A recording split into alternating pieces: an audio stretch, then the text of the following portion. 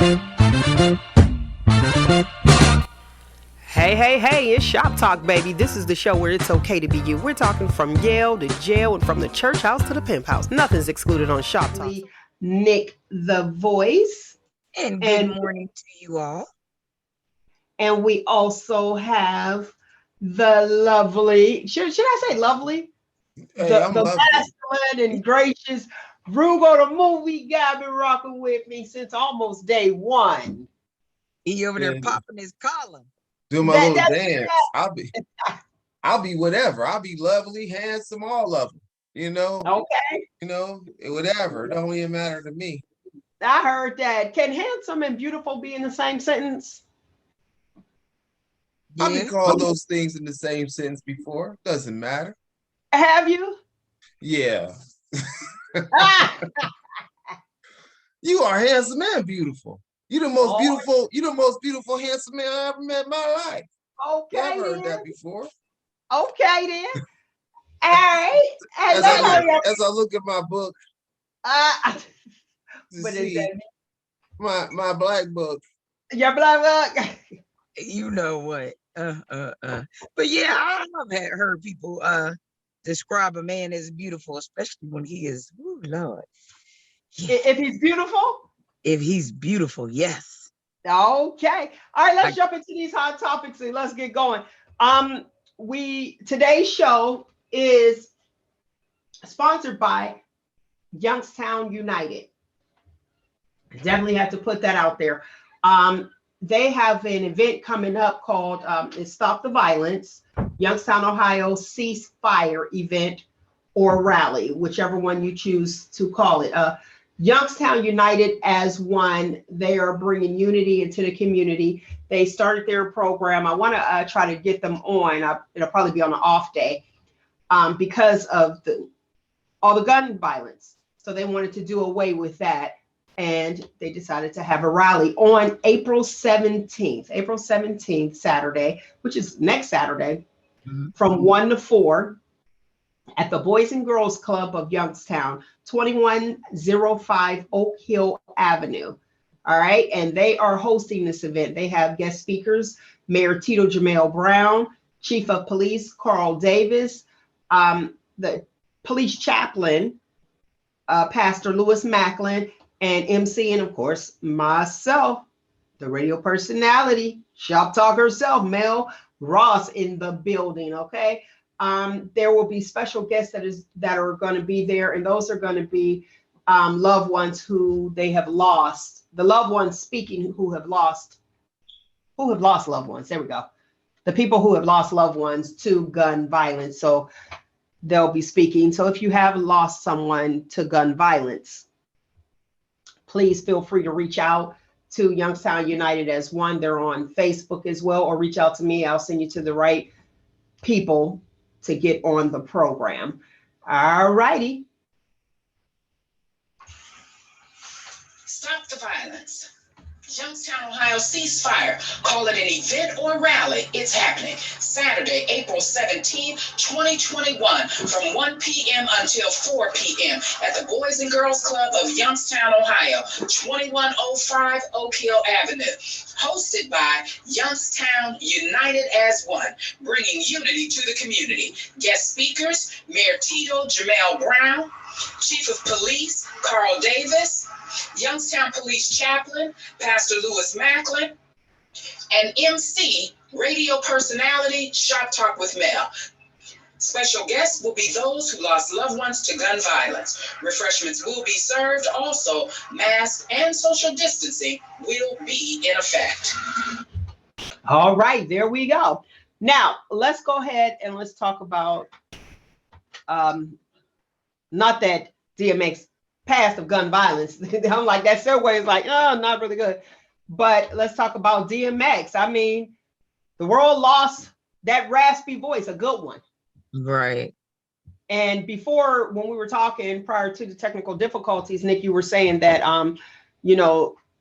us, I say us, the media was out there saying that it was drug overdose that caused him to have cardiac arrest. Go ahead. Yeah, I guess TMZ had first reported, because they first reported everything. Allegedly. Said another outlet. Look. Allegedly reported that it was drug overdose, but his family did speak out, I guess, yesterday and said it was not drug overdose. They also said he had just taken his, I guess, first shot. So we don't allegedly. First shot, what, the vaccine? For the vaccine, right. Oh, okay. Allegedly. Allegedly. So we don't know if it was effects from that or what it was from. Nobody will know until the autopsy comes through. And of course, whatever it is, maybe they'll reveal it, maybe they won't. Okay. All right, go ahead, Roogle. You pick up where you left off. Who else passed away? I was gonna say Prince Philip died. He was the husband to Queen Elizabeth II. And the royal family, most people may relate to them as being the grandparents to William and Harry and Meghan, and their great grandchildren, of course. They were married, Prince Philip and Queen Elizabeth II. They were married for about, I think it was 73 years. That's a long time. He recently died at 99. Okay. Now, some people did have the question of how is he a prince and she's a queen? Shouldn't he be a king? But he came from royalty as well. And to my understanding, they have 4 children. 4 children. All we hear about is just Charles. Well, we hear about Andrew because he may be involved in some. Charles and Andrew. Yeah, we hear about those. I want you to finish it. Go ahead. But the thing is that he was never to be king because he was not in the lineage to become to rule. So Charles is the oldest or something? I mean, Charles is the oldest. So if Queen Elizabeth should die, then he would be king, whatever he would make his name to be, because he can change his name at that point in time. Okay, so that's how it goes. Now, I read an article that said that Queen Elizabeth was prepared. Well, I know she was. He was 99. Well, I think she was prepared because he had his longest stint in the hospital. He had went to the hospital sometime in mid-February and then returned in he was getting a heart procedure done. Yeah. He was getting a heart procedure done. I'm like, that's a long time. 99, that's such a blessing. And then a lady of order, she was having her stuff all together. Now, you did know that they were third cousins, right? Alleged.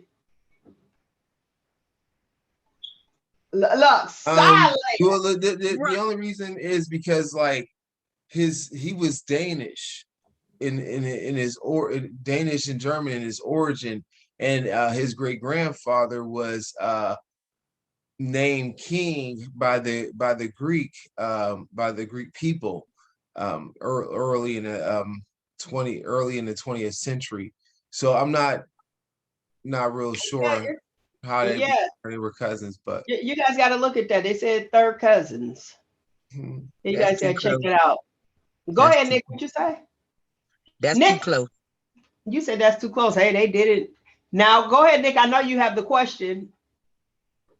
Do you have the next question? The next, regarding the funeral services of Philip. I do. Is Meghan and Harry gonna be there? I know it. That's why I was like, go ahead, Nick. You got the next question. They gonna be there? Are they invited? Or they gonna get? Are they gonna get the guillotine when they come? What's going on? The guillotine.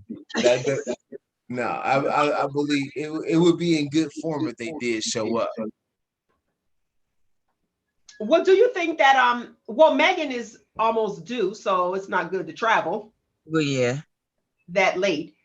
But I'm sure that they would. I hope that they would.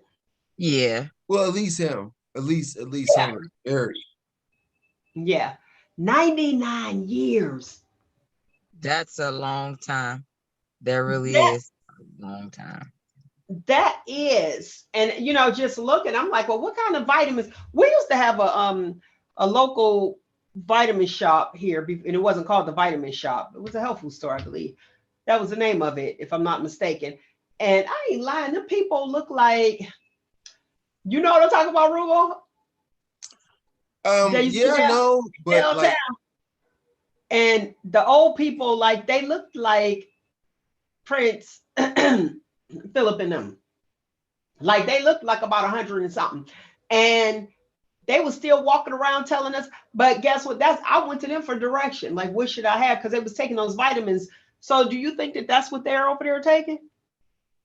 Because all those people, they living to be really, really old, and they look old. As my child said a long time ago, I'll tell you that story, but go ahead.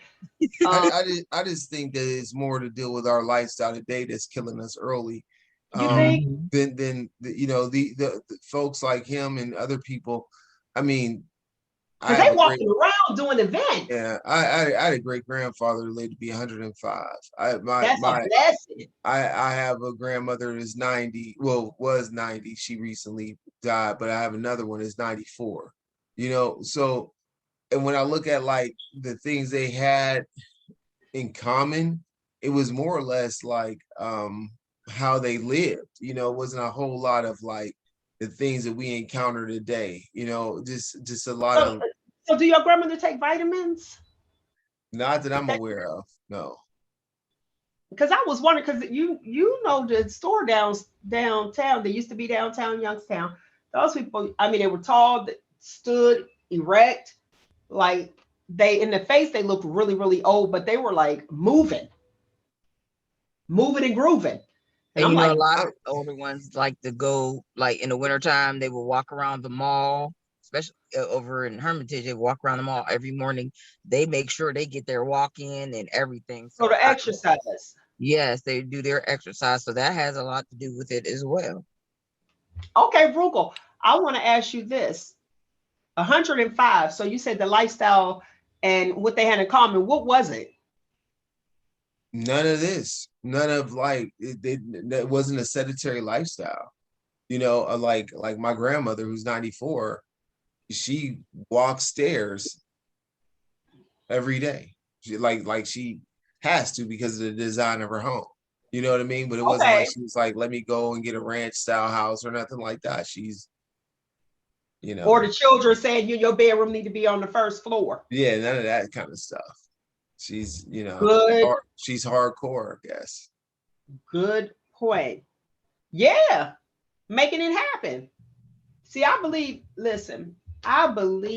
exercise works. I believe doing your laundry, cooking home cooked meals, getting those heavy cast iron pots out from under the cover or whatever. Those are all ways to exercise, lifting weights, like you doing something. We need to see what they doing over there. That's our problem. That's my problem. Minding their business, huh? Mind everybody else's business. We are the media. That's our job. Right. That's what we do. All right, let's talk about the incident that happened in Roswell, Georgia. Okay. I'm sure that I know what Rugel's going to say because he says it every single week. But I'll allow him to say it, where the children at a daycare the white children were being fed first.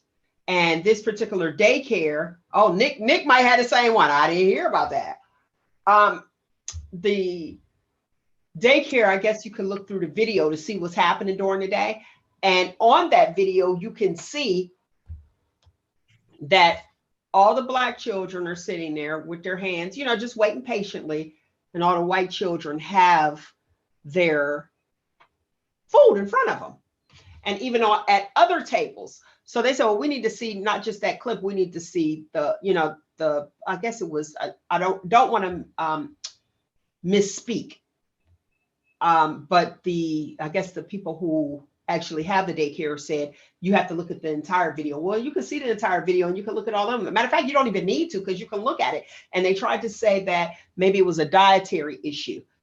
What was that?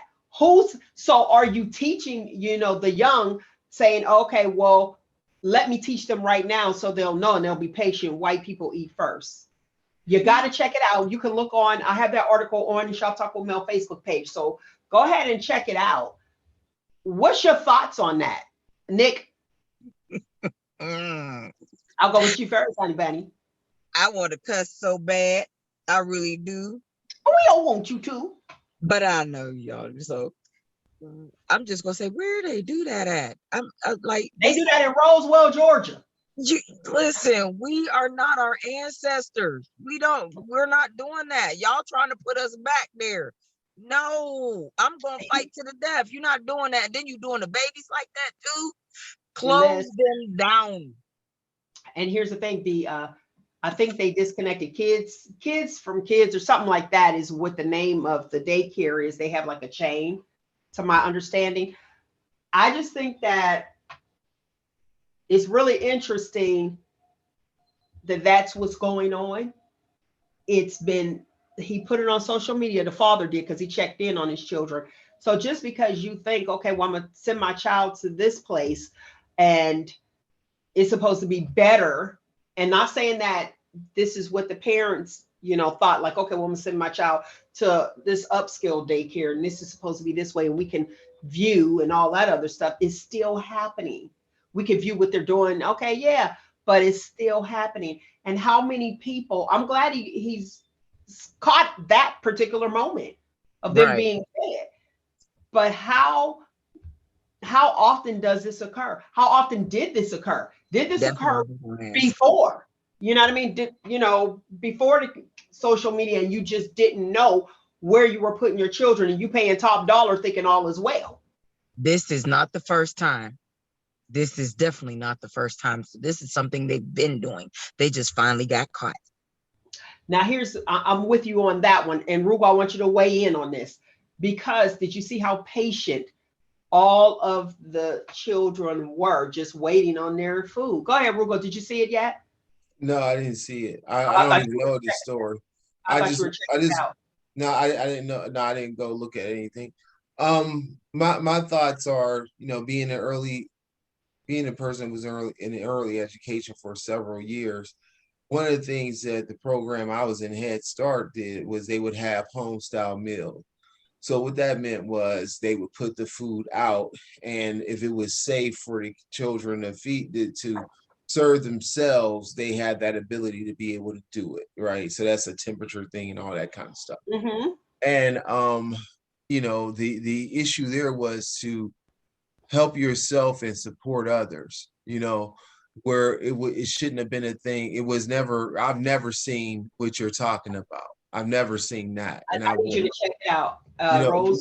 What I'm Yeah. saying is, in the setting that I was in, I never seen that. Mm-hmm. So what there could be some underlying adult issues involved with that, as far as superiority and that sort of thing, of course, because that seems like what it is, especially if it's been numerous amount of times that they've seen that particular thing happen. Because all of us have been in a situation in school where it's like the line leader has changed. It's not always the same person. Take the attendance to the office, if you will, that kind of stuff. And it's always been a different person, but it seems like from what you have explained, that there's a systematic way of letting people know that they should be second, which is not cool in any way. And not something I've seen as a routine practice in the programs that I've worked for. Is this a terrible thing? It really is. And you are right. Usually I see like our smaller children, they have the family styles where you have the large dishes in the middle and then they serve themselves, which teaches them independence, which I think is amazing. In that particular video footage, and it's all over, guys. You can see they have them at different tables, and that's the part. So it's not like, okay, they didn't get theirs yet. You know how sometimes you go, you make the plate and you sit in front of them, blah, blah, blah. It's not that they didn't get theirs yet. It's different tables, and you can look in there and you can see that only the Black children, our brown skin people, are the only ones who at all of the tables that don't have their food yet. Right. But I could see if they were doing it table by table. Right. And then, you know, you haven't gotten to it. Nope. You got to wait your turn. So pretty much like you said, Nick, it's like, oh, okay, so you just teaching this like now, like this is the way it's going to be. And you're right. I don't think that was the first time because everybody was so patient. Our brown children were patient. They were just sitting there with their hands folded, just waiting their turn. And that's when you have to say, who are you hiring? Ooh, child, make me want to just call them folks and just tell them about themselves. Well, I think everybody else did already, and that's why it made national news. But how do you know, when you hire people, you think that you hire them to do a good job and to treat your child fairly. And being that it is 2021, it's like, are we still doing this? And some people didn't believe it. Yes, we are. Yes, we are. And when I say we as a collective group, just as Americans, you know, people, me personally, no, I wouldn't do nothing like that. That's ridiculous. And babies, these are little young people. But it's like, okay, well, we got to hurry up and figure out what to do because we're losing our clout, so to speak. Not okay. Not okay. What you got going on in Hot Topic News? Anything good, Nick? Who, me? Hot topics? Uh-huh.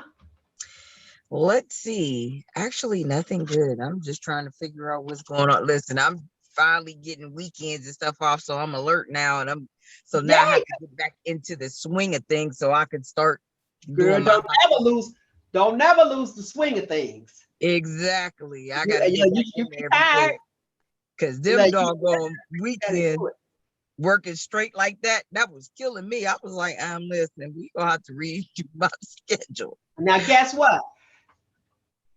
I understand because you know I work midnight. I know you do. And get up, you got the show must go on, and you got to keep on doing it and pulling it. But yes, it's a lot of hard work behind doing what it is that you want to do for you. Right. We were talking in the previous, well, this was the same show, but earlier in the segment where you were speaking about being positive and knowing like, okay, this is what we do. We just got to start over like we're doing right now. So be like, I refuse to be defeated, honey. Exactly. Like you said, devil get behind thee. You will not win this one. Nuh-uh, because we will do it over. Thank God. Look, thank God for that. Yes. Thank God for that. We were also, let me see, what else do we have going on in the news besides the sadness of what's going on in the news, people losing people. We also had the other, you want to do a commercial? Okay. We're going to go to commercial break and we'll be right back. This show has been brought to you by Stop the Violence. Stop the Violence. Youngstown, Ohio ceasefire. Call it an event or rally. It's happening Saturday, April 17th, 2021, from 1 p.m. until 4 p.m. at the Boys and Girls Club of Youngstown, Ohio, 2105 Oak Hill Avenue, hosted by Youngstown United as One, bringing unity to the community. Guest speakers, Mayor Tito Jamel Brown, Chief of Police Carl Davis, Youngstown Police Chaplain Pastor Lewis Macklin, and MC radio personality ShopTalk with Mel. Special guests will be those who lost loved ones to gun violence. Refreshments will be served. Also, mask and social distancing will be in effect. All righty. 39 minutes ago from TMZ, got this information from TMZ to my lovely people. There's a young lady who was a fan. She said that she credits DMX. So we know that he did have a history of addiction. I mean, he made that public. So we're clear on that. She said that that he helped her forgive her dad from addiction. So her dad, I guess he passed from, an overdose, and she couldn't forgive him. And she said DMX helped her do that. So that's a good thing. It's all about purpose. It's all about purpose. I'm telling you, all about purpose. Before we had the technical difficulties and Roogle was speaking on, I guess, a pastor who was going through his drug addiction, and a song by DMX is what saved his life. What was it, Roogle? Go ahead. Share that again. So anyway, at church I was involved with it deeply. There was a young pastor who was talking about how he was addicted to all of it. I can't remember what it was, but it was the bad stuff. And basically what he talked about was one day he was in the basement getting high and all that kind of stuff, and next thing he knew that it's hot, it's dark, and hell is hot was on, and I believe it was the convo from what he said in his testimony in church, and he was saying how, like, at that point in time he found that he found the strength and courage to leave that drug piece in his life alone and move into a greater relationship with God. And he had a very strong testimony and that sort of thing. And it was powerful. It was powerful just because I never seen someone like that have a platform in a church to speak about that affliction, and then to be in a situation where he's sharing with these individuals who are unaware of that culture the impact of what he experienced. It was just a very powerful moment, and one of those things where, like, it gives you courage to share what you have overcome and that sort of thing. So I was very appreciative to that pastor for being able to share that testimony in a pretty large audience, about 1,000 people. You know what? That's what people need to be more transparent. People need to be more transparent instead of others feeling as though that if they walk into the church or wherever it may be, it doesn't have to just be the church. They may feel like, okay, I'm going to be judged. I'm going to be condemned. And I have to be a certain way in order to be accepted. And that's probably what got them on the drug. Let's be honest. Trying to be socially accepted. Right. And when he was sharing that, I said, that right there lets you know that God is going to speak to you at any moment, anywhere you're at, through anyone. It don't have to be in the church. Anywhere. Mm-hmm. People need to realize that it's not, just going to be at church through a path. It could be through anybody. You could be, like I said, in a line at McDonald's, and somebody will come up and just, boom, and change your life forever. So yeah, people need to realize that. Like, and you got to keep your mind open to keep that ear, keep your ear listening. You have to keep your mind open for stuff like that. You definitely do. It does happen. You definitely do. You definitely do, because if you close off, that might be somebody's testimony, might be your saving grace. Yep, might be a blessing for you. Exactly. And I like the fact that you shared that, Roogle, because him doing it, talk about courage. Talk about courage. And there's more people that are out there. Let me be clear, we're not saying that DMX passed from drug overdose. We're not saying that. So family, stand down. But this is an issue. We know that he was on drugs. He let it be known. It's a struggle. You know what I mean? I haven't been in that place. I have seen people, who actually struggle. And you have those who are like, I don't understand. Just get off of it. Just stop. And easier said than done. Just watching people. It's easier said than done. I'm like, and I'm sure I've been one of the ones like, why are they doing, because it seems lately more and more, especially, where I'm from, we are losing more and more of our young people, and even some of the ones my age, from drug overdose. And it's like, you were just at so-and-so's funeral and that's what they died from. Why are you continuing to do it? So I have that mindset, like, why? Because you just attended your friend's funeral a few months ago. and now we're attending yours for the same thing. What is going on? What do we need to do? I mean, aside, we need, especially in our community, because we got to see about our own if ain't nobody else gonna see about us. Right. What do we need to do to bring that awareness to our people along with this gun violence? All of it is it's just because, a lot of gun violence is due to drugs and things like that too. So it all ties in together. What is it that we need to do or start doing or try to start up something like a accountability thing or something to bring awareness and get this issue taken care of within the Black community? The gun violence, the drugs, just everything. What can we do? People, what suggestions did any of the listening audience have? Maybe something that we need to start, like trying to bring this awareness to our community. Because, well, you know what? We got Roogle on the phone. We could go on, Roogle. What would you suggest? What I just came back. What was going on? Go ahead. Like trying to figure out because we have this gun violence going on, drug overdose going on, and it's prevalent in everybody, within all races and communities, but we got to be accountable for our own. What can we do to try to bring more awareness, like something to bring us together? Well, I would say the first thing is when we have forums, we should actually have people who are impacted by those particular things.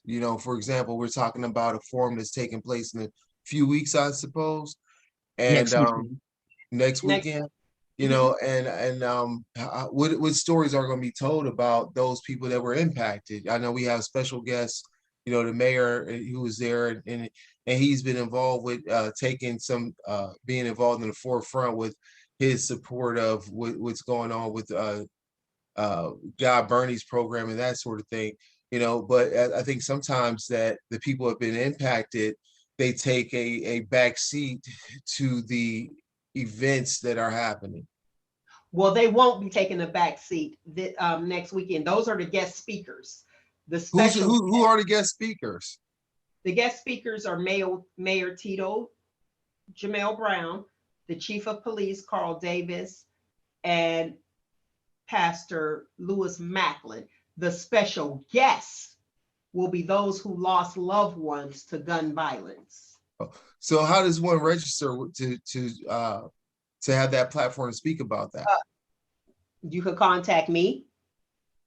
Well, I'd like to contact you. My name is Ron Shad, and I've been impacted by gun violence in my life. My father was murdered when I was 10 years of age. Okay. So wait, but 1 second, because I want you to go ahead.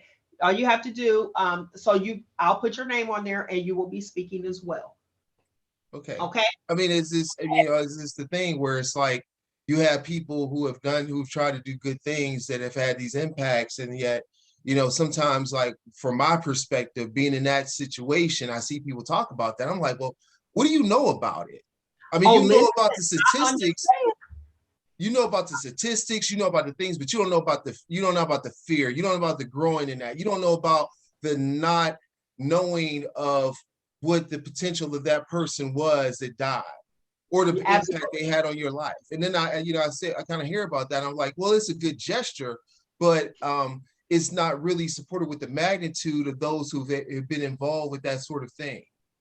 So when I hear it, I'm like, oh, that's good. That's good that they're doing that. That's good that there is a recognition of the violence that has happened. But so often we see our pain reflected in, okay, someone wants to show the candlelight visual. Someone wants to talk about that, but no one talks about when you're just in your daily life and someone comes up to you and say, oh, I think I knew your father. Is he still alive or whatever like that? And the next thing you know, you're like going through this explanation of things, or that sort of thing. So it's good. It's good in its intent. And I hope that there are some very genuine stories to be able to express how this has impacted people's lives. You know what? I am positive that there are going to be some genuine stories. When we say special guests, the special guests not just show up and just listen, like you said, taking a back seat and say, okay, let me hear what these people have to say. And they have not, and I'm not saying the guest speakers is here because they may have been personally affected by it.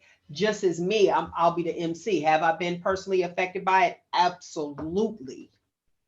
Absolutely. However, it wasn't a parent, but you have parents that have passed on due to gun violence, and you have children, and people tend to always look at, oh, okay, they lost their children, so let's hear how they feel. Usually you hear over and over that,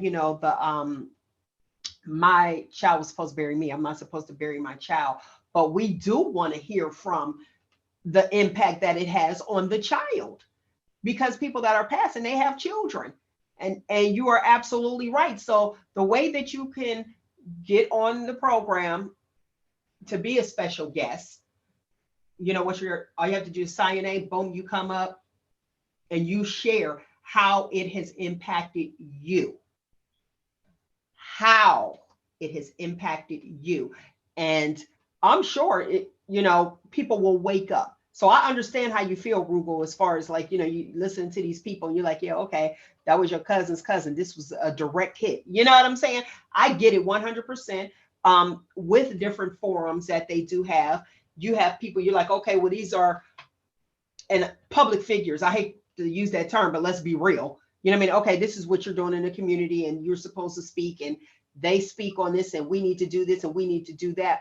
But what was the impact? Impact. That's the word for the year. How will you impact others, and how are you impacted? And the way that you can figure out how you can impact others is how someone was impacted and what is happening. And maybe people will think like, oh, okay, we need to do this because we've been dealing with this for a long time. 1991 was, to me, was tragedy over and over and over again. And when you lose like a best friend to it, and you're like, and he passed away due to mistaken identity. And when you have the conversation of, listen, don't drive that car, you need to get it painted first. Why are they selling it? These are my thoughts. Why are they selling it that low? Why that cheap? Okay, I got this car for this much. Hold on, something must be going on, but your windows are tinted. And bam, they think somebody else.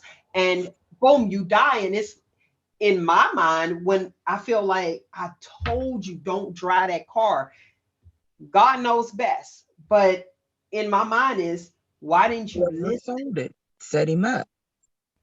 But here's the thing, they just got rid of it. And I wouldn't even say set him up because he was just buying a car. Right. You know what I'm saying? And you just got rid of it. And it's like you got tinted windows and now you're gone. Or, you have a lot of deaths that are mistaken identity. Roogle, you want to piggyback, but I will definitely have you on the program. So please, if you could come. I'm just saying that there are so many different levels to what's involved in this, So, is this a thing to where we've as a community, we've taken first, especially with the Young South City School District, when we basically presented to the state that there should be a week of nonviolence, and that was perpetuated through the Young South City School District and the Sojourners to the Past, and that's what we celebrate in early October. It happens often. It's just something that I personally don't lead with all the time, because it was an event that happened to me, something that may have a role in defining who I am, but doesn't totally identify who I am. So it's something I don't speak about often, but it's just like one of those things where I see that things like this should be handled with care, with understanding, with experience. I will say that the people that are in this organization has been directly affected.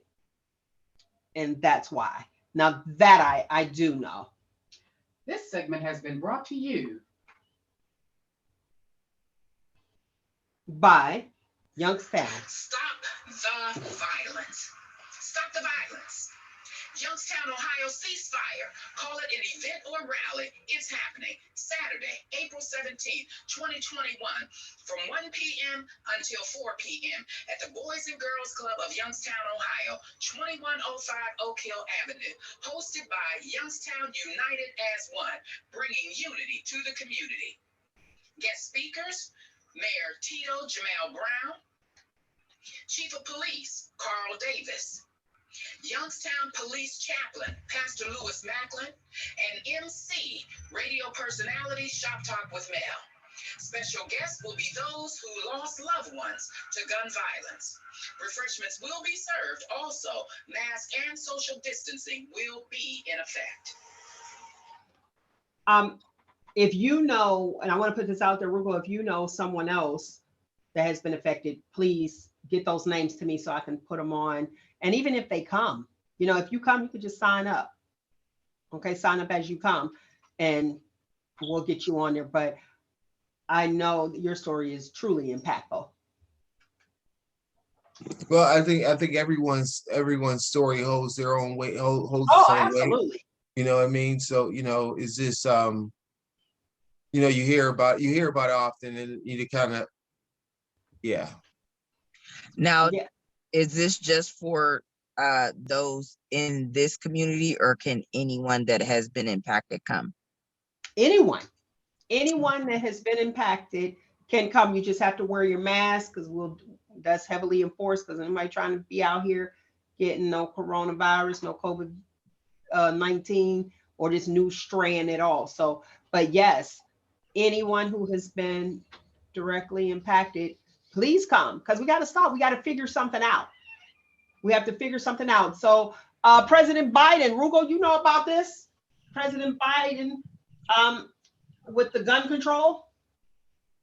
I know President Biden wants to put it into what we call ghost guns. These are guns that are in kits that people can buy and assemble. They buy them over the internet. They can assemble them themselves. The issue is that there is no serial number tied to those guns, so there's no real regulation of who actually have those guns. So you can have those guns in people's hands that should not have guns, and potentially they can be used in acts that would be unlawful.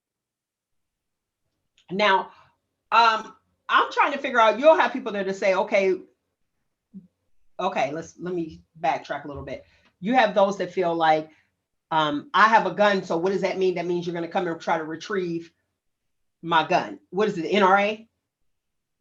NRA, the National Rifle Association, they have campaigned that the government was trying to do away with the Second Amendment. Right. And yet to bear arms, right. Where that's not the case.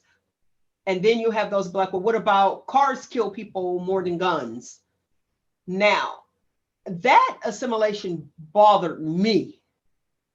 Because how can you associate the two as one? I mean, I don't see where the correlation is at. I mean, being responsible, yes, that would be one. But go ahead. Whenever you have numbers, you can always sway those numbers to be in the right or in the right of your defense or negative in that defense. The issue is that if I happen to be driving along in a car and I get into a car accident and should die from that, is different from if there is a situation where a mass shooter has a gun that they should not have had. You know, so the correlation could be indeed that there are more automobile deaths, you know, versus gun deaths. But the issue would be, if you looked at it from a macro level, how many more people have cars than have guns? Then how many more accidents are there than gunshots? You know, then you have to look at the issue of like, what is the intent behind a car accident versus a gun being shot? It's a lot different when you start breaking it down and getting to those pieces there. The issue that people have is essentially that there are a lot of unjustified, unlawful deaths caused by firearms, in my opinion, I would say, than automobile accidents. Granted, I could be at a fence if I were to get into an automobile accident and kill someone, versus like I had the intent to pull out a gun and shoot somebody. True. Now, do you think that with the guns, like you said, the serial numbers track it back to who it belongs to, right or wrong? Right. Should there be like your registration, like with a vehicle? Okay, you have to have a registration, you have to have insurance. Do Well, you think typically that's the case. You register to have a firearm. The issue in this case is that these guns are sold, they're kits, so people put them together and they don't have serial numbers, so there's no linkage to who owns it. okay, because a lot of people were saying Biden's coming in and he's trying to enforce this and they're going to take our guns. So that's why. Well, Look, take your guns that aren't regulated properly. And I don't see anything wrong with it. All right, let's talk about Geraldo Rivera. You remember Geraldo? I Yes. do. The guy. Well, anyway, he was on Fox News. He was a guest on there and they were just talking about different things. And Geraldo Rivera has pissed off his fellow Fox News pundit, Leo Terrell, by challenging his credibility in the Black community. So in this particular segment, well, our segment, but in the segment on Fox News, what they were doing, they were going back and forth, and he was saying what the Black community needs and the ghetto, and Geraldo was like, well, I know more than you know, because I guess he was in the suburbs, raised in the suburbs. So how can you say what's needed when you're not all the way there? You know, you don't have that experience. What's your thoughts on that? Because he asked him, he said, he was like, ghetto? What's your street credit, Leo? And Leo got ticked off by that response. It was America's Newsroom, that's what it was. And they were talking about race and policing in St. Louis, actually. And let's see here. Because, Tashara Jones, she's now the mayor-elect, a black woman. And he questioned the lived experience of white allies. So Geraldo was pretty much saying that, you know, people can be white and help and blah, blah, blah, and do what they do. But Leo was saying that they don't know the experience because, and Tashara as well, because, you know, you don't know how it is to be Black. So what's your thoughts on that? I'm gonna let Roogle take that one first. My thoughts on it is that, like, if we all have a shared purpose, let's work together to solve that purpose versus who has more claim to it. Okay. That was quick and simple. Anything, Nick? I'm a Roogle on that one. I mean, we need to just work together, period. Okay, because Leo was pretty much telling Geraldo that he don't know and blah, blah, blah. And then Geraldo asked him the question. He was like, when was the last time you was in the ghetto? And everything started, they went ham. Things started to erupt. They had a problem with that. And and he had a legitimate question. Like, when was the last time you were there then? Since you're telling me, I don't know, when was the last time you were there? So hey. All right, Cheryl Underwood, she breaks her silence on Sharon Osbourne's The Talk exit. I didn't see why she had to even, you know, say anything in so long, like after the time. But she finally broke her silence and she spoke about it. And we pretty much spoke about it and told her how she was gonna feel, you know, how she felt. I did anyway. But what's your thoughts on her speaking out now, since Sharon is gone? She probably had no other choice but to stay silent until now. They probably told her that she couldn't say anything at that time. I mean, job security, like you said, job security. Go ahead, Roogle. What do you think? I was watching a was it Carl Tuckerson interview with Pierce Morgan about that event where Pierce had left his show. And Okay. they kind of, when I listened to it, I was like, you know, they actually used Cheryl as the scapegoat, and they were like, well, Cheryl, you know, like, you know, she was involved with um what's her name, Osborne getting fired, and I was like, well, they made it seem like it was just because of his thoughts on Meghan Markle. I was like, what caused sure, what's her name? Osborne, what's her first name? Sharon Sharon. Osbourne. Would cause Sharon Osborne to get fired, in my opinion, had nothing to do with her standing up for her friend. It had everything to do with her telling this black woman that she could not feel a certain way. She could not express herself a certain way, you know, and they're trying to turn it into a issue of freedom of speech. Uh-huh. And it wasn't that. Like, yeah, like you have the freedom of speech, but you are not free of consequence.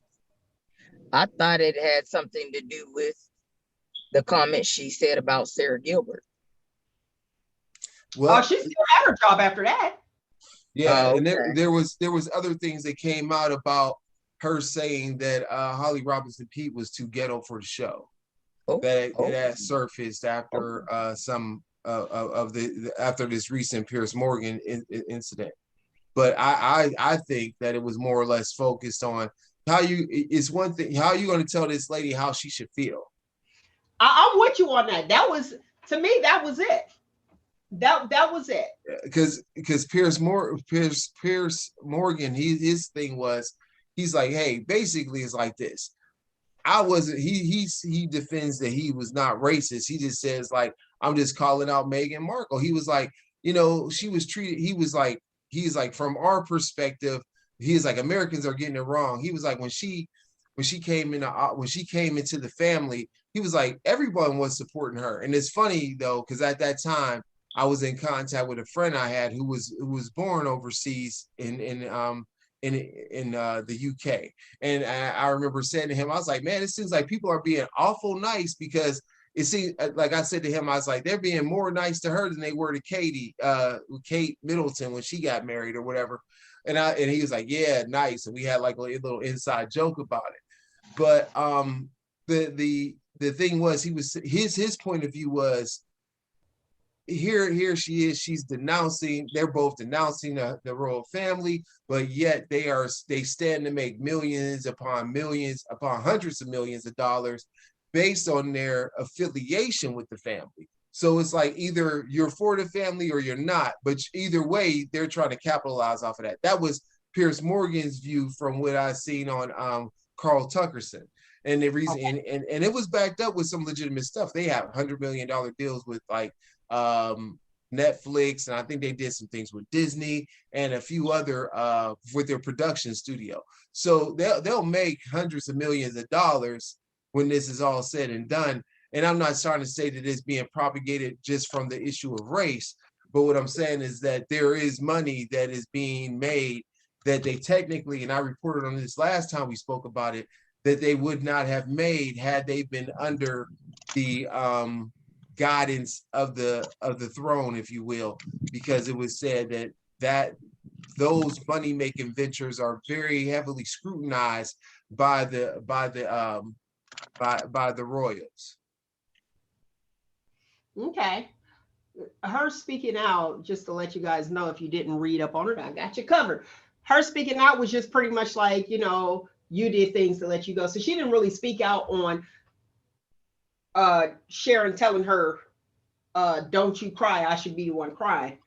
Huh, that right there, that blew mine. So I'm with you, Roogle, on that. That's what got her fired. It's like, here you go, white privilege. Now you're telling me I can't even feel the way I want to feel. And then the sad part, like I said before, and I'll say it again, you saw Cheryl's wheels clicking like, how do I respond? So there's your invisible shackles. Like you can't even say anything. And one thing that I was sad about was the fact that I thought that let's have the talk. I didn't know that they were prepped before. Like here, clearly y'all know, the listening audience, that we are not prepped before. Because Roogle will say, oh, I didn't hear about that. Or Nick will be like, oh, what? I didn't see that. So you know it's all live. Nobody is prepped to say, okay, this is what we're going to talk about. This is what we're going to talk about. It's all authentic. So I felt kind of like betrayed with the talk. You know what I mean? And for her to be upset, and all she said, not that she apologizes for how she made Cheryl feel. All she said, she was still ticked off that nobody told her what the questions were going to be before she went out there. So she felt blindsided. Come on, girl. What's really going on?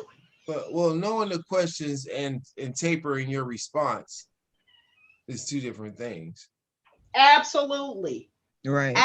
Absolutely. I just thought it was like nuts. So her speaking out just was saying that, just what you were saying, Roogle, where they're trying to say that Cheryl got her fired and all this other stuff. No, she got herself terminated. But here you have a contract. And I can't remember what the contract, pay or play contract. If you guys aren't familiar with the pay or play, it's pretty much like, okay, this is my contract and I have to do A, B, C, and D. If I get terminated or something happens early, you still have to pay me my money. If that makes sense. You understand what I'm saying? Hopefully I explained it in lay terms. So she still got her money. She ain't missing a beat. She still had her money. She upset then. I don't know. She with her friend. You staying by him. Now you got the time to actually literally stand by him. Well, the issue she had was, it wasn't, I don't think it was an issue about defending him. I think it was how she did it. You know, I mean, you can't condemn someone else's feelings to support someone else's rhetoric, you know, if you will. Well, you know, yeah, I think she could have been like, hey, I know him not to be a racist, and left it at that. Right. And who can say anything wrong about that? Like, hey, my personal experience is this man has never done anything that has been off color, right? You know, but it went into like, how dare you cry? How dare you feel this way? That's you know, what that was it. I think that I will stick by that as being the key element of it all. You know, not to say, you know, you can defend your fact without condemning another person's existence to feel a certain way. Now, you know, yes. Now, you know, I think that when she made her tweet about standing by him, she couldn't handle the backlash. But I'm with you. Her making that statement showed me some racist tendencies. Or shall I say white privilege? Like, don't you tell me, don't you start crying. I should be the one crying. Why? Because everybody didn't respond to what you decided to put up there. That was nuts to me. That was just total nuts to me. Sometimes Sharon Osbourne talks too much anyway. And that's what they know her for. Did y'all see the verses? I missed it, but I heard versus the Isley brothers. Yes, I missed it. Well, I got it. I missed it. You can catch that on the Shop Talk with Mel page as well. Listen, Ron Isley, he ain't never been cute to me. Mr. Biggs, ain't never been cute to me. Listen, Roogle, did you see Ron Isley? I thought he was dead, actually. Then one of them died. I thought one of them died. That one of them probably did, but it wasn't Mr. Biggs. Mr. Biggs is alive and well. That white beard got him looking zaddy-ish. Grand zaddy. Excuse me. Let me correct that. Amazing, because he's usually clean cut, always wore suits, clean cut, but you know, you're just looking, you're like, oh, okay, that's Ron Isley, whatever. But when I seen that, and my child talk about some, she was like, oh, look at that glucose guardian. Talking about a sugar daddy. No, she did. I see it. His beard matches his coat. Yes, he looks fabulous. And his wife, 44, she's really pretty. He like him young though, don't he? Listen, that's Mr. Big. And he got it. Him, Who else? Eddie Murphy got him a young one. But I guess that it really isn't young, like 44. You know, they match up now. You know, after you reach a certain age. 44, listen, 44 and 79, yeah. That's probably a big difference. But hey, he looks great. He looks great. I got to give it to him. Beards can make some people and they can break some people. But I will say, but he got the glasses on too. You ever see somebody that's so fly and they be having their sunglasses on, then they take their glasses off? You be like, oh, they don't look the same. Right. That Not does make a difference sometimes. It's something about those eyes. Roogle, what's happening in the movie world? Well, I don't even know we talked about this last time. I think we should have, but Kong versus Godzilla. We did, because I didn't know. We touched on it a little bit, yeah. Yeah, so that was out there, and it seemed to be a major impact on on theater goers because it's been doing very well. And what Warner Brothers or through HBO Max has realized is that they can live in two worlds at one time, and that means having things at the big screen along with having things through the streaming network, and they've been able to find financial success through that. Now, I don't know if it's now all the numbers haven't come in as far as like what happens through a streaming network because there's no Nielsen review of those things. As you know, the Nielsen rating system would take place when it comes to regular television viewing, but that's not the case when it comes to online subscriptions for streaming networks. So there is a little bit of like defining like how that works. But I will say I did watch it. I watched it a few times through my HBO Max subscription, and I not truly really a monster movie guy at that level, you know, with that, but you know, I took it for what it was, and it essentially is a popcorn movie. It's the thing that says, let me go to the theater and see something bizarre, strange, something that I really wouldn't see, take me out of reality. And that's what this movie does for us. If it's at the theater or at home where I watched it, it gives you that it gives you that it gives you the ability to dive into the unknown, the misbelief, and have a good time just viewing what it is. So with that said, I'll segue into what I was currently watching. This is oh man, I'm about to ruin it. But anyway, Melissa McCarthy and Olivia Spencer, they have a action superhero show on HBO. I think it's Thunder Squad. I think is the name of it. But I've been watching it, and it's a comedy. It's an okay comedy. It's an okay comedy with superheroes. It's an okay comedy with these particular women taking the lead on it.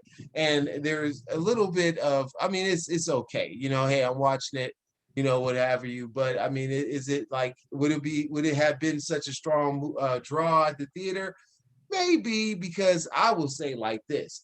I have gone to see Melissa McCarthy shows, and I've definitely gone and seen Olivia Spencer movies. I think one recently, the last movie of hers that I reported on was Ma, where she played the pretty much I want to call her a serial killer, but she was a murderer of such in that show, where she was a person who was not treated well in her community and took out her frustrations on the youth of the children of the youth of the adults who had scorned her when she was a child.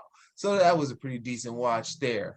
My main watch has been the things that I've really been watching a whole lot is Invincible, which is the Robert Kirkland comic book adaptation. It's a television adaptation of his comic book, which is about a superhero that is trying to find his way through adolescence and to understand why he is what he will do with his gifts in the future.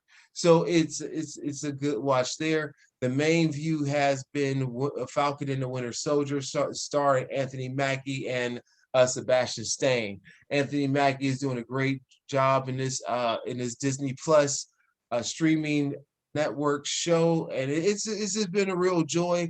It embodies everything about Captain America Winter Soldier, and with the espionage and intrigue that it has, and just the pure action of it. Not to mention the social commentary is very good, and it pretty much takes a front stage when you think about how we interact with how we interact with people from other countries that come into our country, and how we view people who have been treated less than in our country as well, that should have a bona fide right for equality. Okay. Do you think that the movie theaters, once they reopen, do you think they'll be making the movies will be making those box office numbers as they were pre-COVID? I don't know, because I'll tell you like this, the way HBO Max is doing it, I love being able to wake up Friday morning, whatever morning it is, and watch that movie right from home on my television.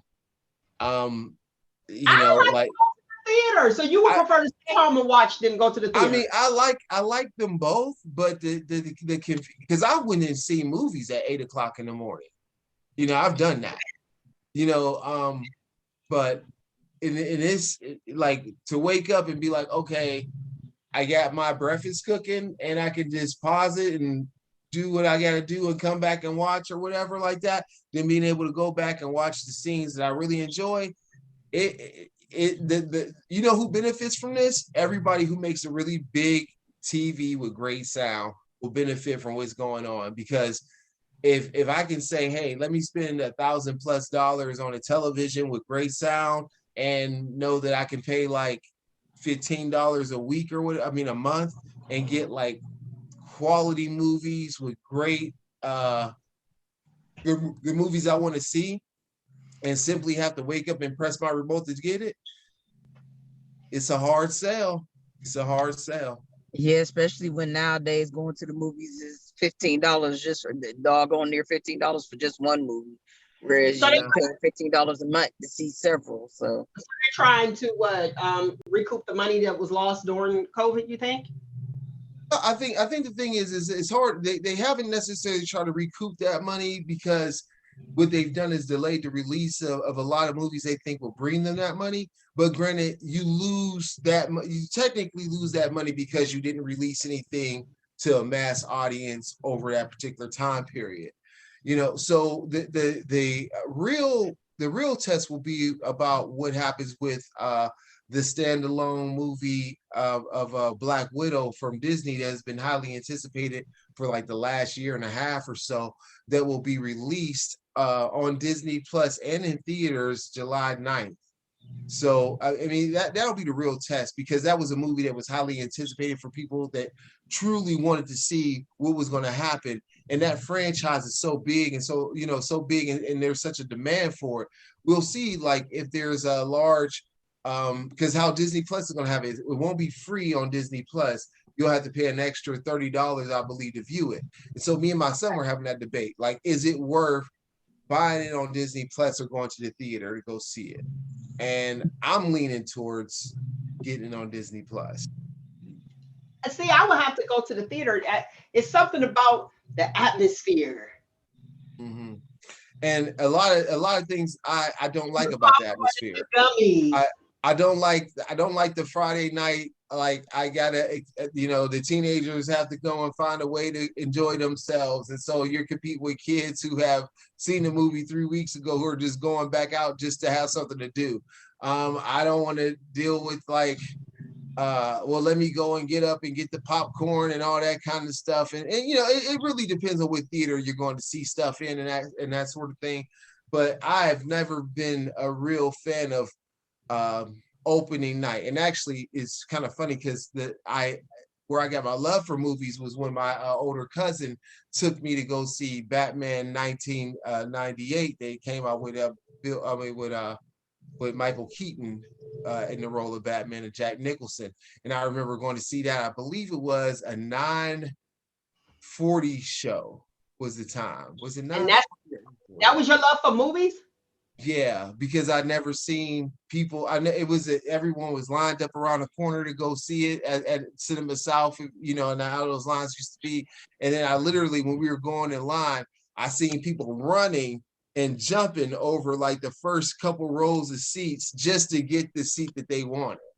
You know, it was like, you know, this was a thing. I mean, granted, don't get me wrong, I went to go see, you know, Return of the Jedi in theaters and stuff like that. But that was the first time I really got a picture of what that Friday phenomenon was. And you don't like it now. Absolutely not. That's crazy. What about you, Nick? I know you like movies. Yes, I like going to the theater. The thing is, the person that I go with always fall asleep. I'm like, dude, come on now. I don't care. There was one movie we went to go. No, I'll take that back. Two movies we went to go see that actually kept my husband's interest the whole entire time. Other than that, 5 minutes into the movie, he over there snoring, and I'm doing like this every 5 minutes, nudging him like, because he could get rather loud. Out, he probably tired. Let me tell you guys what just came right off the press. But let's go to our sponsor. This segment has been brought to you by Youngstown United. Stop the violence. Stop the violence. Youngstown, Ohio ceasefire. Call it an event or rally. It's happening Saturday, April 17th, 2021, from 1 p.m. until 4 p.m. at the Boys and Girls Club of Youngstown, Ohio, 2105 Oak Hill Avenue, hosted by Youngstown United as One, bringing unity to the community. All right. Straight off the press, Army Lieutenant Karan Nazaro, he got pulled over, and he had a Chevy Tahoe with no plates on the back, but it was a new truck, so he had it in the window.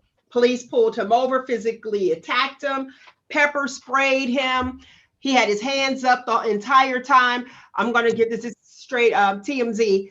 The video is on TMZ, so you guys check it out. I'll share it on the Shop Talk with Mel page. It is hard to watch. The body cam is on, so he was afraid to get the body cam was on. But after the police came up on the truck, they had the guns pulled. He was afraid. He said, "Honestly, I'm afraid to get out." The cop barked back and said, "You should be." This is all on the body cam. Nazaro has hands up in the air the entire time, but the cop is increasingly frustrated and then amps things up. Pepper sprayed him 4 times, and his dog was in the back choking from the pepper spray. Okay, now you know them animal rights people, they ain't okay with the animals now. So the he said that the police actually said that if he Nazaro pulled out the SUV and is sobbing, is ordered to the ground. This is the part that got me. One of the cops complained and said, if he complains, listen, this is the part. If you complain, we'll throw the book at you with all sorts of charges: obstruction of justice, eluding police, assault on a cop, etc. And this man had his hands out the car at all times. So this happened. They just released the body cam. This happened in December. He filed a lawsuit, so he did complain. Yeah.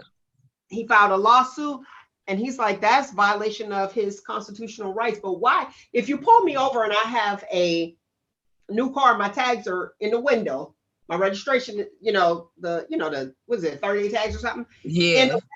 Do you really need to pepper spray me? Yeah, I was reading some of the comments of others with that. Well, he should have complied. But wait, already sprayed in the car, hands out. You sprayed and telling me to get out the car. I can't see. Like, come on, come on, man. This is team too much. But it just released, and I had to give it to you. I got to give it to you as soon as it comes across my desk. Right. And I was reading some of the comments. Well, you should have. I hope you do. You should have complied. Why are you driving without a plate? Come on now. Y'all know when you get a new car, some states, you don't have the plate at first. It's that miss me with all that. And then I'm not, please don't bring out the race card. But, well, yeah, it is. You brought out the race card because of your comment. And you began with, please don't bring out the race card. But it's still there. And I hate to bring it up, and it's still there. Yes, alive and well. It'll never go away as long as we have Jack go. I had to catch myself. People like that with that attitude. I caught Right. myself real quick, didn't I? Yes, as long as we have people like that with that attitude, it's always going to be a race thing and a race issue. They're thinking about, New York is thinking about or considering doing a statue like they did with Ella Fitzgerald for DMX. So Okay. regardless of where the memorial is, they're thinking about doing a statue for him. Street name, the Ohio Players. The Ohio Players this was Easter weekend. They were honored in Dayton, Ohio with the name of their group on the street, the Ohio Players. Okay. Do you think it was well deserved? Yes. Yes. Roller Coaster was the one that I remember with the Ohio Players. But yeah, so they finally got a street named after their group. Now here's my thing, because they got so many different groups of the Ohio Players. Which one do you think, is that for every group? Every group member? Because they split up, and then you got Billy Beck and the Ohio Players, Willie and the Ohio Players. Can't think of Willie's last name. The originals. How does that work? Are you guys confused, or just as confused as me, or you guys got it together? Huh? Nick, you got your mute on. Oh yeah. I had to put it on real quick for a minute. Yeah, confused. Confusion. Yeah, right. Exactly. So, what you think, Roogle? I think it was intentional for the main people, not the spinoffs, but the main folks. You said the spinoff. Now, would you go to a spinoff Ohio Player concert, or would you want the originals? I think the question would be, to me, I think about we have so many groups like the Temptations. Are there any original Temptations? I don't think there's any left. Original, you know what I mean? The people that were there with Berry Gordy, in the beginning. So I think the thing is the group can live on, but does the nostalgia for sometimes you are fans of the people that were involved at that time, and I'll relate this to comic books. So many times you'll have someone that takes over the mantle of a character, and you're like, yeah, they cool, but but it ain't that person. You know what I mean? It's okay. I mean, except I think Miles Morales would be the only exception to the rule. Spider-Man into the Spider-Verse, but for the most part, whenever someone takes someone else's mantle, you're like, yeah, it's okay, it's cool, but is it really them? I mean, I going to see when Roger Troutman died, and then Zapp would tour without him. It's cool, but is it the same thing? Kinda. No, it's the same really music. Isn't. I could tell you. But remember, it was Roger and Zapp all the time. You know what I mean? So how do you do that? But Zapp is the original though. Yeah. I mean, I'm not saying that group doesn't have its own integrity, its own But the thing is that the people go intentionally to see Zapp, or do they go to see Roger Troutman? I went to see Roger. I went to see when they were here, McMenemy's, when McMenemy's was still around, and they came with Christopher Williams. I went to go see Christopher Williams. I'm not even gonna lie. Zapp without Roger was just, they was okay. Oh, you said McMenemy's. Okay, I'm thinking out there. I'm like, he was alive at that time. I seen him in concert right before he died. Okay. Yeah, this was right after he died, when they were out here when Christopher Williams came in town. And okay, so how do you feel about T-Pain using the what is that thing called? Auto-tune. Auto-tune. That mic machine that. Well, the issue you have to go back is you have to say, what about Peter Frampton? There you go. There you go. You know, Okay. you know what I mean. So I mean, it hasn't. T-Pain has not been the first to use this thing. You know, there's a long line of people have used it or whatever. Yeah, You but we know. know. I know with Roger. So I guess you know it with your generation.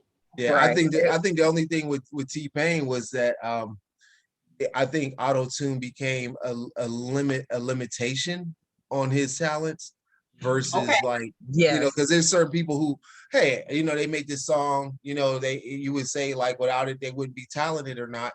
But with him, he's done everything he possibly can do to show that he's talented above He can sing. it's auto-tune. Yes, he can. He can sing. So that auto tune really did limit, because if he would just use his regular voice. Or just not made a staple of it. You know what I mean? Right. Like pancakes is great for breakfast, but them carbs will catch up with you. I can't That's even. all I'm saying. Look, I don't even got my sound effects over here. I'm on saying. this. And then sometimes if you switch it to waffle, you be like, that's still carbs. You might have to do something else, like a piece of You better like dry stop it, toast or something. I You don't better know. stop it. I And need have my it. drum. You know how that be like, boom, boom, boom, and my cymbal. I ain't even get that. I'm just saying. You stop it, and I was eating waffles at 3 o'clock in the morning, and grits Oh. and toast and eggs and ham. Yeah. But I get your analogy. I definitely get your analogy. So you're right. He limited limited himself. All right, last hot topic, and then we're gonna get up out of here. Kim Kardashian. Look, the eye roll. Did we get the eye roll for Roogle? No, I just got the head tilt. She said that Forbes got it wrong. She's a billionaire, but she's far more than just a billionaire. So is she a philanthropist?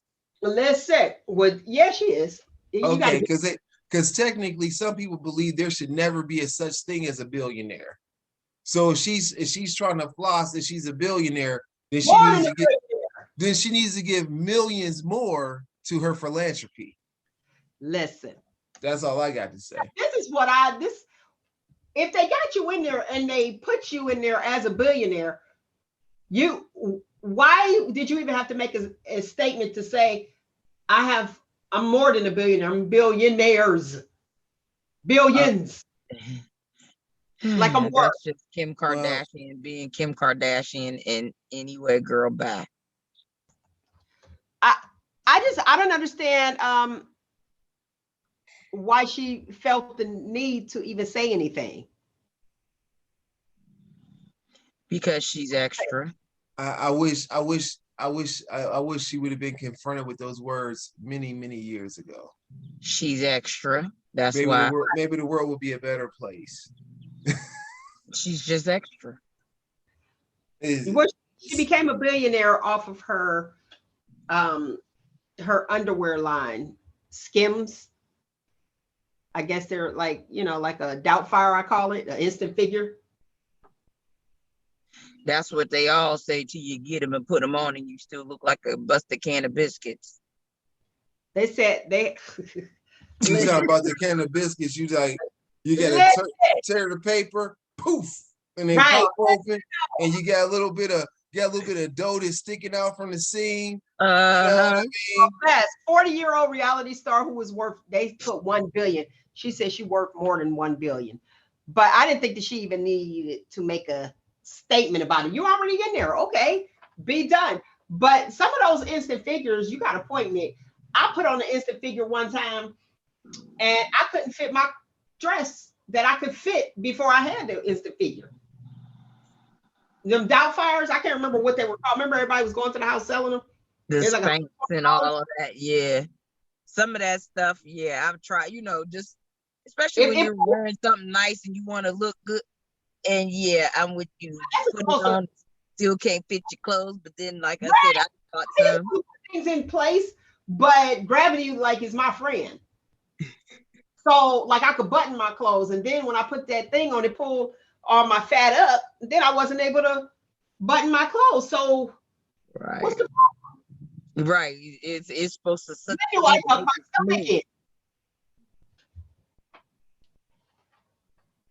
When help me. You see, I'm channeling I'm channeling my Sade. Okay. That's and ready for Cinco de Mayo. Give me a sombrero and I'll be ready. One of these days, I'm gonna go somewhere and celebrate Cinco de Mayo. I'll just be like, whatever. Cinco de Mayo, I'm down for it. Roogle, you down for it? I still got that margarita from last year. Cinco de You still Mayo. got margarita from last year. Yeah, it's in the refrigerator. I didn't, because I asked for a virgin, but they gave me the one. It's a big giant one with liquor in it, and I Oh, was like, this smells like it got liquor in it, so it's probably real potent now. listen, you about as bad as me with these potent Jello shots that I've had in my refrigerator for over a year. I went to go clean my refrigerator out, and because I have a habit of keeping liquor in there forever, like I was cleaning my refrigerator out, getting rid of a lot of stuff that I know I'm not gonna drink. And I pulled out these potent Jello shots, and I went to go smell one, and it was going. I was like, "Nah, you better not do that, because you might just pass out right here, be done for the night." Does Jello go out of style? Does it? Someone go out of style. Does it expire? Does Jello expire? Once you make it, I don't. You know what? I don't know about the box one. The box Jello, they put an expiration date on stuff, but I don't think stuff like that expires. But yeah, once you make it, it just stays in the refrigerator. You think? I don't know, because it be having extra gel once it's so old in the refrigerator. What you think? Well, yeah, because it get real sticky. Yeah, that's from the evaporation of the liquid, from the water evaporating. So you get that. So Jello is good? But I don't know. I don't know. I don't know if I'll it. tell you to eat some stale ass Jello, but all I'm saying is that usually when you get that like really like kind of like it's kind of firm and wiggly, you know that part. It's usually because it's dry. My thoughts are that it's evaporating the liquid. Oh, okay. So that's what's happening. Yeah. All right. But Jello, eat it quick. What you waiting on for? Listen, speaking of Jello, there was a weed truck. I'm thinking of the gummies. It was a weed truck at a child's park, Rockridge to be exact, on the west side. I saw you put that on your page. And it was a van. So yes, they could have been taking the children to the park. But do you think that, and it had it on there, weed, worldwide weed gummies or something, all on the van. Do you think they thought about that when they pulled up to that place, or do they just care about the advertisement? Or is, you know what I mean? It's more or less the advertisement. Go ahead, Roogle. What's your thoughts to that? I've been involved with like groups that have been anti-drug and tobacco and that sort of thing. And when they believe that the tobacco industry purposely, has their product set up by counters with candy and all that other stuff. There is a deep-seated belief that there is a pipeline to try to encourage young children to engage in those particular products. Okay. So, I thought like it was not go ahead. I was gonna say, even when you talk about like you see people, and I hate seeing these rappers everywhere. I wish people would just throw their damn trash in the can. We just wait till you get home, throw your trash away. But I hate driving around and seeing all these rap papers and stuff. You see apple wrap, grape wrap, all the other stuff. If you just throw your trash away at home, please, or anywhere, throw it away in a receptacle. He said throw it away. Well, we know he hate litter. Hate it. I mean, I've been seeing people like it almost. If I wasn't cool, it almost would send me in the road rage. As much as I see people litter, it's like so ridiculous. You see people actually litter? Yes, and just this week I saw 3 people do it, and I've seriously thought about getting a cam just in my car to like show people littering and turn it into the authorities. I hate litter. Tell you firsthand from this pool. Carl or Kurt. Who you want to be? Carl? I want to tell. I mean, I hate it. I hate it. Like that's why I'm glad the pool was closed last year, because every year they open up the pool, since the apartment building is the first one they walk by. So in the area of the public pool, but those are children. I want to go back to Roogle with these adults that are driving and throwing out, not that it's okay for the children, but they're children. You'd be like, okay, but throwing out their garbage. Some of them are adults that be tossing stuff. Take a picture and I've seen people, and I've actually picked it up, and you never know when people watching you do whatever, but I've seen people throw out, like, for example, I was speaking to my wife at the nail salon. There was this lady who came out the nail salon, and it was a car of kids. And I didn't know what was going on. Just pull up, she walk in, this lady comes out, and it's car of kids. And so she has this really big bag of, I think it was Chick-fil-A or something like that. And instead of like just throwing it away in the trash can or whatever, it was by the door. It would have been a little bit of a walk for her, but not really. She had a car full of kids. Be the example, right? She just throws it out into the parking lot. And what's that? You didn't say anything? I didn't realize she did it until I saw it. Like I knew it came from her because I seen the kids and stuff, but it was like she threw it out. I seen her throw it out, and then she like drove off. And the thing about it is, like, what do you say in that situation versus like everybody else who sees this woman with a car full of kids teaching their kids that it's okay just to throw your trash out into the street. And so I had to go and I picked up the bag, threw the stuff away. I didn't, and it was like, it's not my trash, but it was such, to me, it was almost one of those things, like, I was like, damn, why did she have to be black? You know what I mean? I want to tell you, like, I felt like I was like, why did she have to do that? Like, I was like, damn. So I went and I picked up the trash. I mean, I'd have picked it up regardless of who it was, but it was just like, we talk about negative images being out there and stuff like that. And it was just a bad, it was a bad thing. I was like, like, you could have easily threw that stuff away or waited till you got home and threw it away. You know what I'm saying? Like, like the world shouldn't be your dumping ground because you're inconvenienced for the short time it takes you to drive home. Right. Well, you already know how the house look. Well, I mean, everything probably threw on to the yard. But I did, and I kind of feel bad about saying about, identifying a race about it. But it was just like, the issue is, I've seen people of all walks of life that have littered. I hate when people who you clearly see that don't live in that community are driving through, throwing their trash in the damn street. I have no tolerance for it. I've no tolerance for it at all. And then people should just stop. Because, I mean, it's just as simple as this waiting. You would have a whole fit in Philadelphia then. Everywhere. But listen, I want to talk about this whole littering thing, because to my understanding, remember they used to have the signs out to say $500? Yeah. Well, I mean, the issue is that, like, I mean, when you see the way people litter, like they'll be at a stop sign. They won't litter while they'll be at a stoplight. They won't litter while they're at the stoplight. They'll litter once the stoplight turns green. You know what I mean?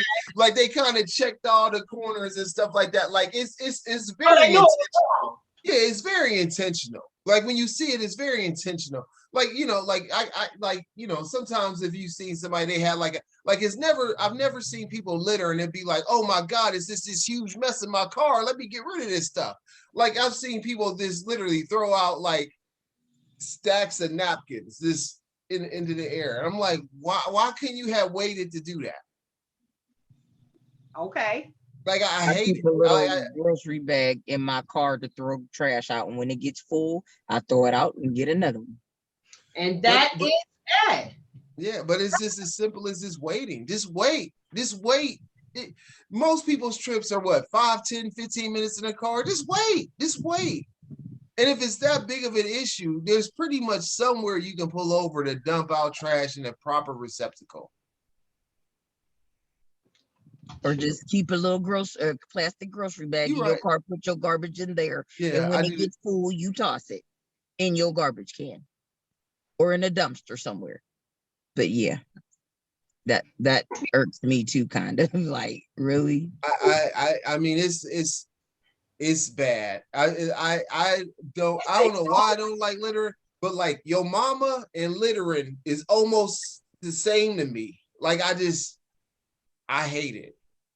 Like, I mean, I really, like, with a passion, don't understand why, like, people do it. Well, we know you serious about it because remember that girl littered in on that date, and that date was over. Yeah, yeah. And I remember. Did you really end the date because she littered?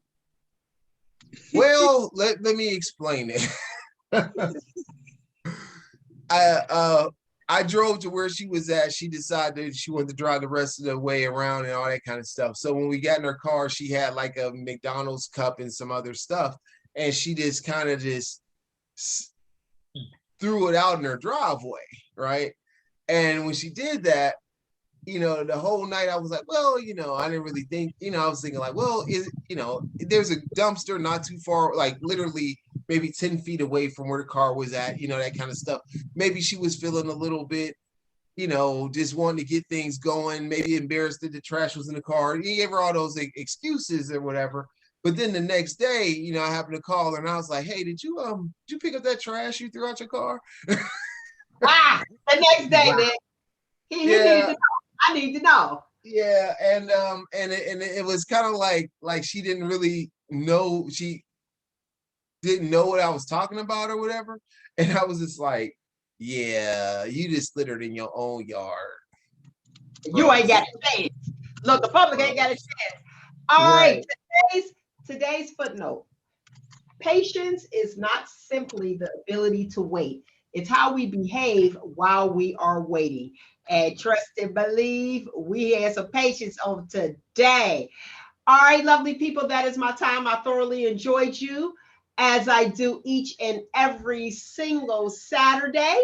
Find you, embrace you, most importantly, always love you. Until next week, people. ShopTalk. We'll get it. We'll get it one day. We definitely gonna get it one day. We'll get it. Hey, it's Shop Talk, baby. This is the show where it's okay to be you. We're talking from Yale to jail and from the church house to the pimp house. Nothing's excluded on Shop Talk.